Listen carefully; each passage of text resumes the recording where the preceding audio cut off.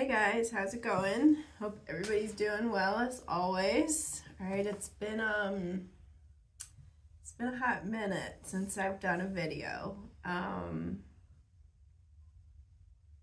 really feel called today to kind of express the things that I've been downloading today in the best of my abilities, especially with it being Valentine's Day. I feel like this is such a great time to kind of share this knowledge um, and to maybe, hopefully plant some seeds if, this is something that is going to be coming to you. And if you're already in it, maybe it'll help connect some dots for you too as well. And if not, maybe you just find this entertaining, and that's great too. So anyways, I'm gonna clear the air.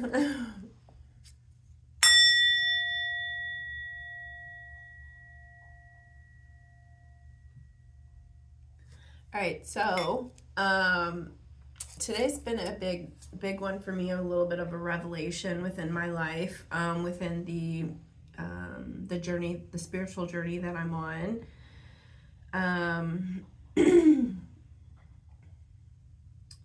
So where do I begin? I took a break for a while, and what I would call a break. I used to be very vocal about a lot of stuff, and I just felt like it wasn't really needed to be shared. And I deleted a lot of videos. I've deleted a lot of my past just because I just didn't want to resonate with that any longer. It was like a part of me that I kind of was just like, let's just kind of forget ever happened, and let's move on. I'm so ready to move on. And I think with that is where you get ahas. So for me, I just finished this book. It's the Mary Magdalene Revealed. It's called, it's by Megan Watterson, the first apostle, her feminist gospel, and the Christianity we haven't tried yet. It's a Wall Street Journal bestseller, and let me tell you, this was a great one. Hearing the uncoverings of Mary Magdalene's side of the story and her teachings has been, I don't even know how to express it for myself, has been extremely comforting, liberating, crushing, joyous, funny. Like I've went through all the emotions, I feel like, with reading this and uncovering the truth of Mary Magdalene within what this writer is saying, and also within what I've been experiencing these past 6-ish years since I've kind of awoken to this journey, the spiritual journey that I'm on. So I believe everything happens for a reason. So, and everything is literally divinely orchestrated and placed. This life that I'm living was divinely orchestrated for a reason. Like, it had to be this way, and because of that, the life that I have been, that my soul has embodied into, is one that was raised around Christianity.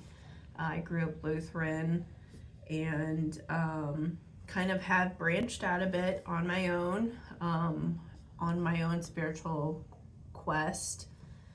And it's funny, when you rebel kind of against that, it's funny how you almost become closer to it. And that, I think, because it's a journey within, it's something that happens within and inside of you, and that's the only way that it can like really come together and click.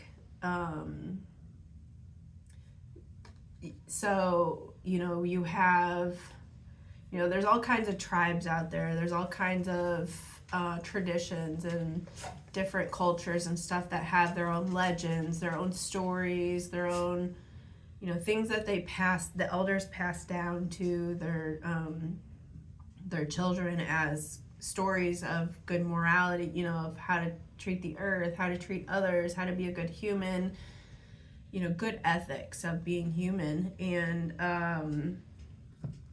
they have like these vibrant stories of these great like beings, some of them, these tribes, like the spirit of the hawk, the spirit of dragons, or just these mythical wild stories that teach you life lessons. And I remember growing up as a child being read the Bible and the Bible stories. I had a children's Bible that my mom would read to me and teach me, and hopefully instill good morals and values within me. And you can read 1,000 books all you want and understand the concepts and the stories, but it's not until you actually live it out for yourself that you live, breathe it, be it, become it, and embody it, that it actually is like a real thing, an experience. It's not, it's just a story then. So for me, what I'm receiving and understanding about my journey is that, it is the love story of who I resonate with is Jesus and Mary Magdalene. Other people, if you're listening from other cultures or countries, you may have been more surrounded by other stories. Maybe this could resonate for you within that kind of a thing, where maybe you're living out these stories that you were taught as a child, and you don't really resonate with the love story of Jesus and Mary Magdalene. You relate more with the love story of like what is it, Shakti and I'm having a brain fart, but the other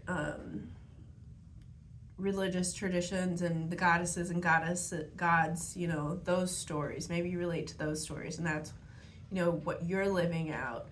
But for me, this is where I'm at and what I'm understanding within my life, because this is where I incarnated into and was surrounded with and been given and stuff. So for me, I was on what you would call the twin flame journey. Some people call it the twin flame journey. I'm seeing a lot of other names for it starting to pop up, divine counterparts, whole mates. I just listened to a podcast with Aubrey Marcus and his wife Ilana. They are in a whole mate situation, and that is literally the embodiment of what a twin flame partnership should be, ideally, if fully integrated, to where they come together in union and they're able to work together, do the work together, rather than in separation, which a lot of twin flame teachers talk about. It's like, do the work alone, but there's an extent of, yes, you do some work alone, but a lot of it, the essence of what a twin flame is the blueprint, harmonic relationships, divine sacred union relationship for the collective. And that is only really integrated into the collective when those unions happen, when they come together to be whole mates and work together for the collective greater good. Anyways, as I'm reading this book about Mary Magdalene's story, it's astonishing to be like, oh my God, I went through that, oh my God, that's what I'm going through. I don't normally pick up a book and read it from cover to cover quickly. Like, I don't get done with stuff. I usually end up picking up a book when it kind of calls me. And it's always like, like when you go to a church service and you're like, how did the pastor know? Like, I needed that message. Like, that message was for me. It's kind of like that kind of a sense where when I pick up the book or any book and I start reading and I'm like, oh my gosh, that's literally what I've been going through. Or, oh my gosh, and it's almost like a confirmation or just like a wrap up of like a message of what I was experiencing and learning. And it's just kind of like, here you go. So,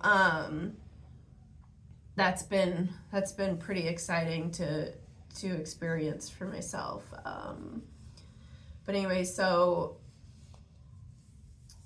I just keep getting reminded of what Jesus told me earlier. I was at my workout and I literally was receiving all this information, and I was on my yoga mat and I just started weeping for Mary Magdalene. I just have so much empathy and, like I said, understanding, and I have all these emotions for her now, now that this is kind of connecting. And Jesus, was there with me, with her, as like a divine masculine energy, where it was that strong strength, protector, provider, like just that. It felt so good. And he told me, it's not until Mary's story is told that these unions, these divine partnerships can come together. And I think for so long, we've only known that one side of the story, and that was Jesus's side. That's his story. Because her side, her book, her teachings, her writings have been hidden from us for so long. That divine feminine has been hidden from us for so long, but it's also kind of like everything happens the way that it's supposed to, because the divine feminine is the energy of going within, like an internal experience, an experience for oneself, something that really can't be explained. It's only what is felt. And so why wouldn't it be hidden? The truth will, like, love will always exist even if the truth of it's hidden. It'll find a way. It'll always find its way, and so I believe, like, again, there's a divine orchestration to everything. And even though we could have had a whole different reality in life, like, things had to happen the way that it did because of the way that they are. So, back in the day when all the other disciples were writing books and stuff, the male disciples, their books have been translated over and over and over, based on the collective consciousness of that time. They've been moved and bamboozled and, kind of lost in some translations, or just perceived differently, again, based on the way that the collective at the moment is perceiving.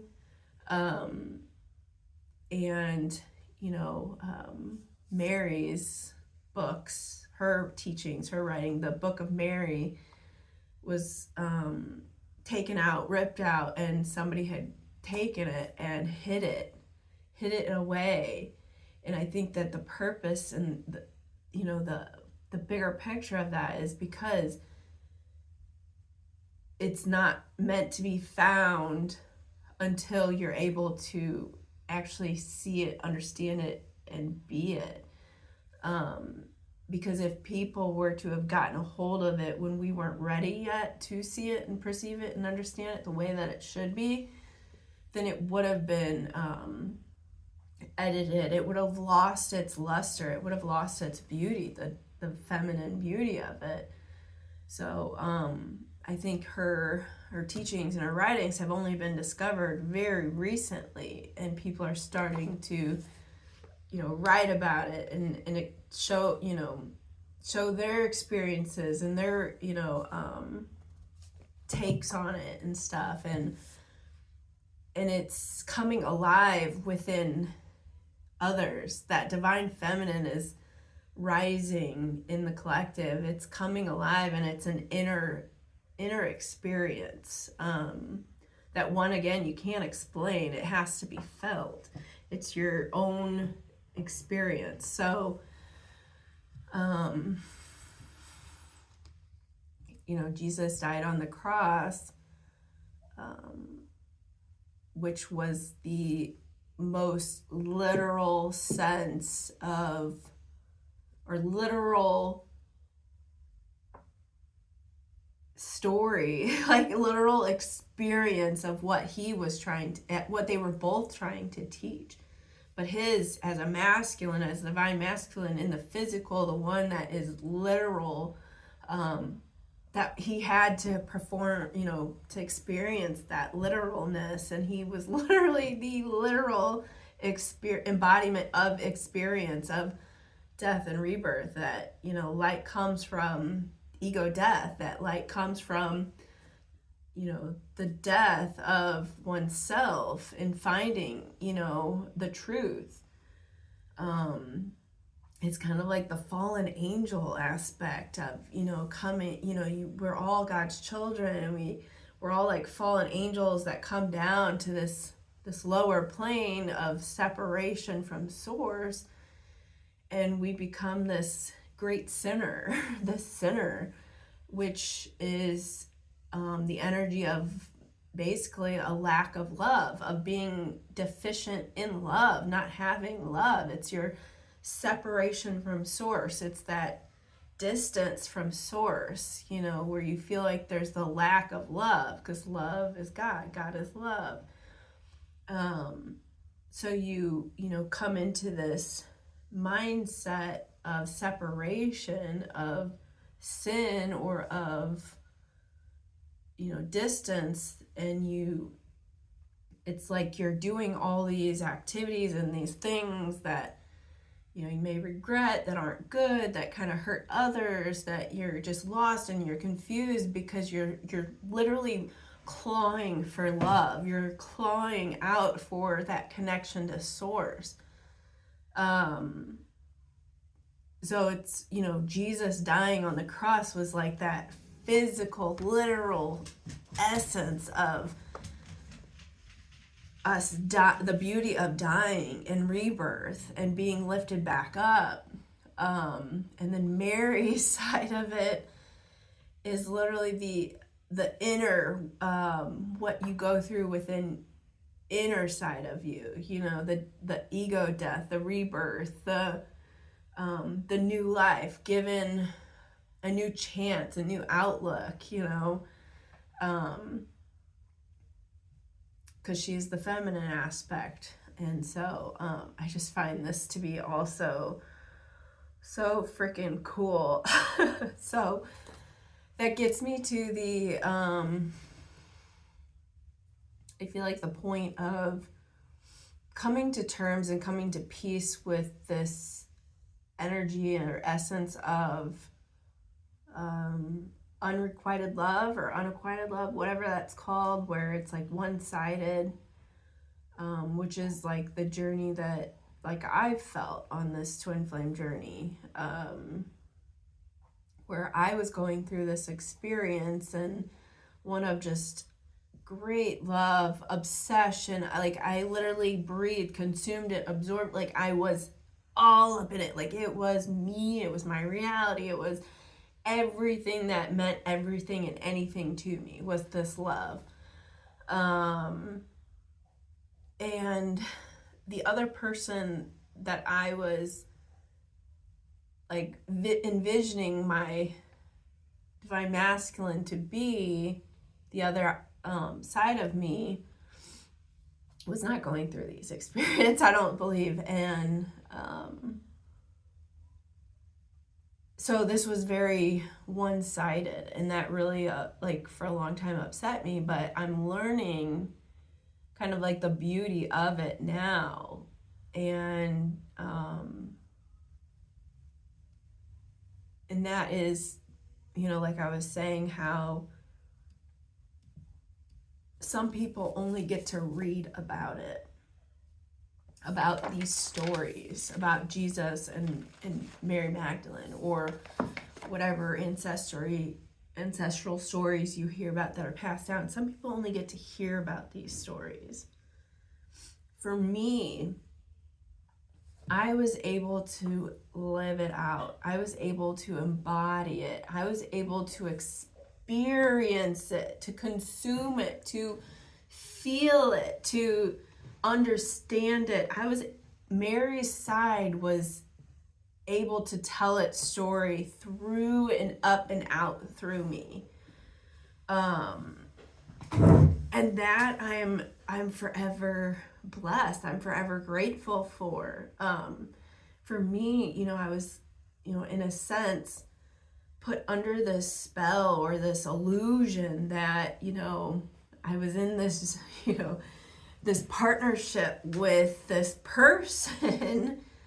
But what I was feeling was the divine union of, Christ and Mary, the love that they had, which is also the love of our God, our Savior, the love that, when we are back spiritually with our Creator, we feel, we know, we embody, we are.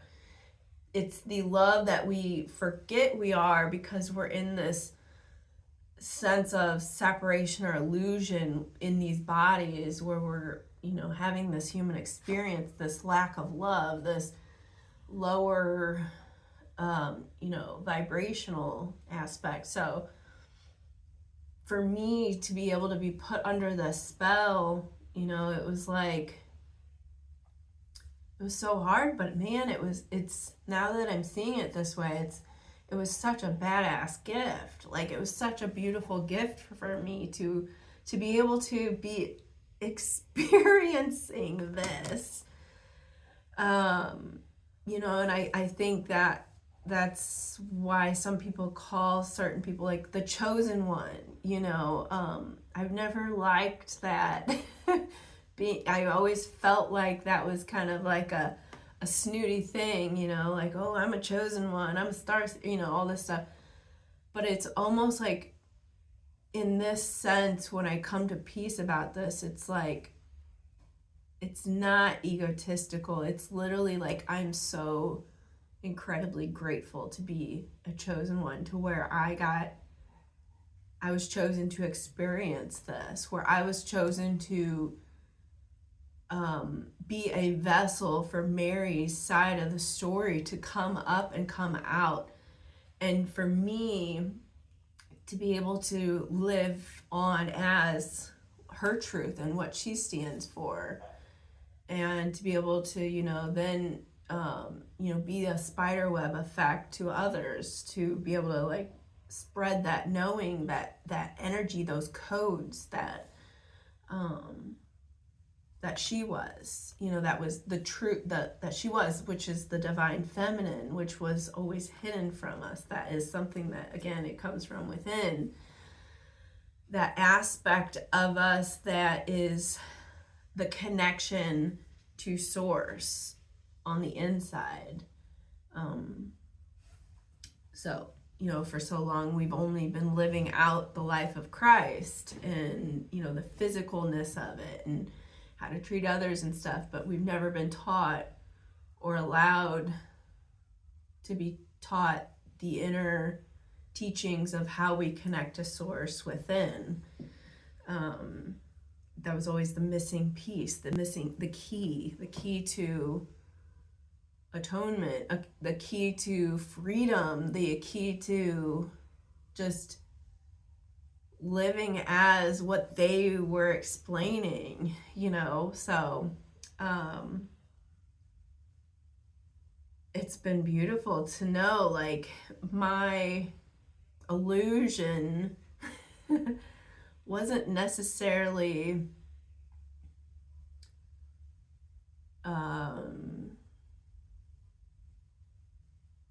something that was, a waste of time, or like I always ask, why did I go through this? Like, what was the point of it? But coming to this conclusion or this understanding, it's so beautiful, and it's magical. It's literally magical. It literally is bringing magic back into this mundane and boring life, this world of just literal stuff. Like, this is the magic. This is the part that we have lost and forgotten about. The beauty and the fun and the excitement of life, of being human, of living.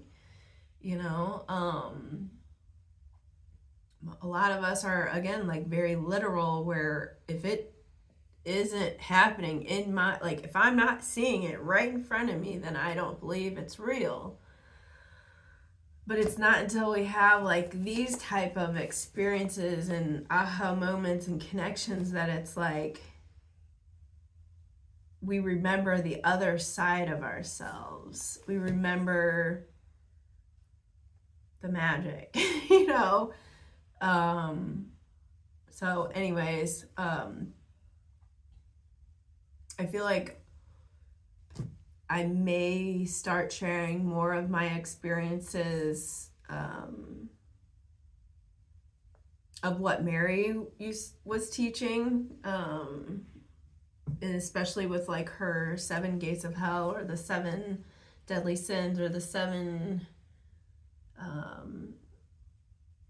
demons, or the 7 powers. There's so many different ways to put it that people have, in different cultures and religions, have kind of expressed it as. Like Hecate, she had gone through the 7 gates of hell. It's this ritual. It's the ego death. It's the inner workings of the ego death, which is the outer workings of the crucifixion. In a literal sense. This is the metaphysical sense, the metaphorical sense of death. And that's how you find connection again to source. That's how you find the resurrection from being a fallen angel back to your loving creator. Makes me want to cry.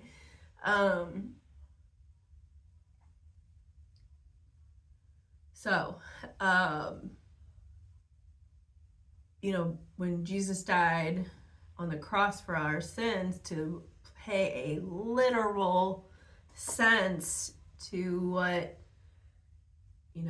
we are getting wrong. And when I say wrong, that's all just means, your disconnect from source, your lack of love. Like, seeing things wrong is literally just a perception of a lack of love. When you see things wrong, it's from a place of no love, no heart space. It's no divine feminine. It's no inner workings. So when you have the correct perception, or when you're doing right, that is from a place of love and a place of, unity, and from your heart. And when Jesus died on the cross, and his physical body was gone, Mary, I know a tiny bit of what it must have felt like for her, because I had gone through a sense of separation myself from who I thought was my divine masculine in this illusion, that it literally felt like somebody ripped my soul. Like, I've had heartbreaks before, I've felt great pain and suffering and stuff, but this was unlike any other pain that I've ever had, where it literally felt like somebody took my soul and ripped it apart. And that was, I believe, what she was feeling, being ripped away from her beloved in the physical sense, which is also a reminder of what we feel as a fallen angel away from our divine creator.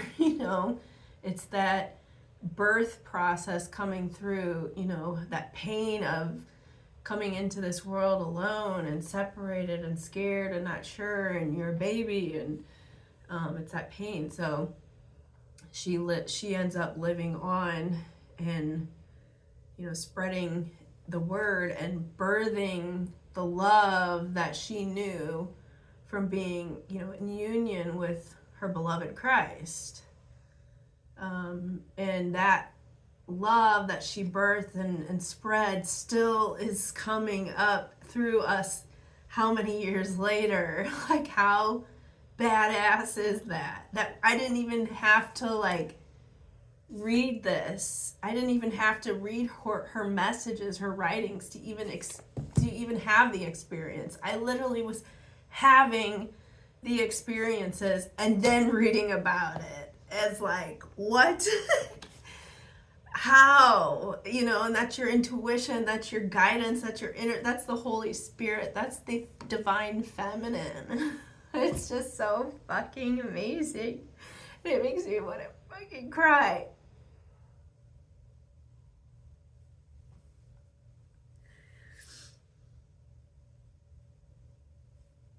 So, she lived on, and like I said, Jesus told me these divine unions cannot happen until Mary's side of the story is heard or told or experienced, or the divine feminine is seen. And I think we're in a time now where that's possible, where we are awakening to that, where our perceptions and our consciousness has expanded enough to be curious on what is missing. What are we missing? What is the missing pieces? What within our lives are we forgetting? And I think we're to the point now, as a collective, Mary's teachings are coming up within us. The second coming of Christ, is the divine feminine, is that consciousness, that rise that we're all experiencing, and it's going to unify us. And these divine, sacred, whole mate, twin flame unions are going to come together because of this. And it doesn't, for me, I'm not sure if it's going to be that physical one or if it's somebody else physically, but these partnerships are coming because this is the time. It's the time for it.